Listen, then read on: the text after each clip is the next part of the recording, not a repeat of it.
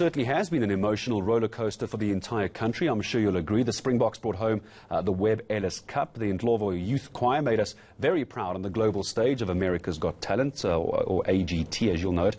And Miss South Africa's Ozabini Tunzi was crowned Miss Universe, of course. But in recent weeks, spirits have certainly been dampened, not just by the rain, of course, but by the state of struggling SOEs. SAA placed under business rescue, and Eskom unable to keep the lights on, need I remind you. Brand SA believes governance is playing a critical role in shaping the reputation of the national brand. Well, the organization's general manager for research, Petrus de Kock, joins me on the show now. Mr. de Kock, good to have you with us. Morning. And I know we're going to talk a little bit in a moment about just how South Africa ranks in the world as Good Country Index. But as we talk about the Good Country Index and what that is, what is the perception of SA right now?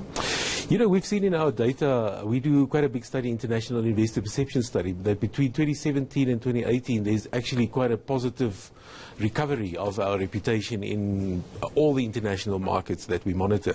So what we are finding is that South Africa is really still very strongly thought of. You know, if you look at the kind of platforms where we are involved in the G20, BRICS, United Nations, African Union, etc., South Africa is still not just respected, but we are seen as a leader in many respects. You know, if you look at our diversified economy, if you look at the kind of base that we have as a country, I think we're still playing with very interesting powers. You know, if you look at EY, Ernst & Young Africa Attractiveness Survey this year, South Africa is the 5th largest source of foreign direct investment in the whole African economy, which tells you a lot. There we are playing with a China, a India, a UK, a France, United States.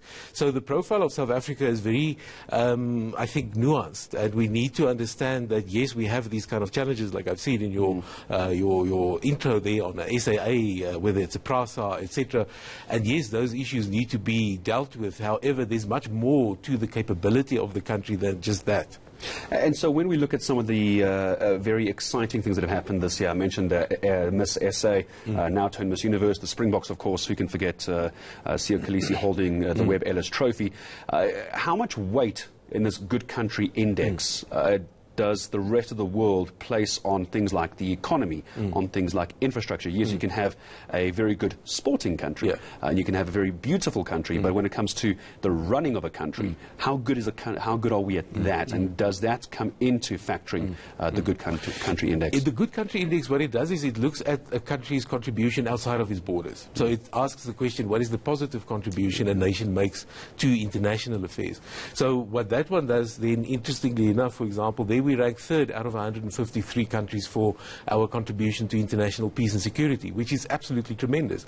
And that talks directly to post-1994, what we've been doing in the African continent to provide support for not just human development, but peace and security.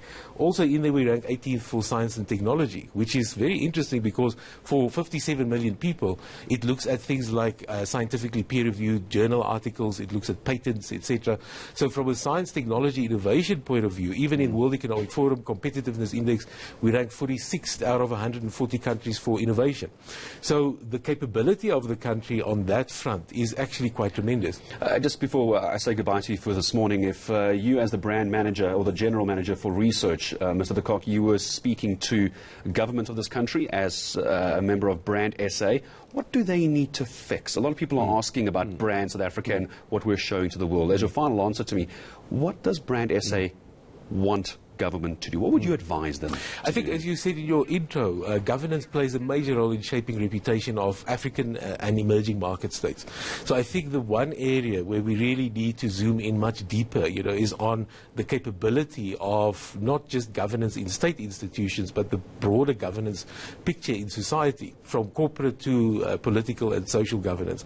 And I think there what we need to do is to understand that we are one of the most transparent nations on the world. In the Open Budget Index, we rank 2nd out of 103 countries, which means we are far more transparent than some of the most advanced nations in the world. So I think the lesson we need to take as South Africans is to understand that that level of transparency asks of us extremely ethical behavior.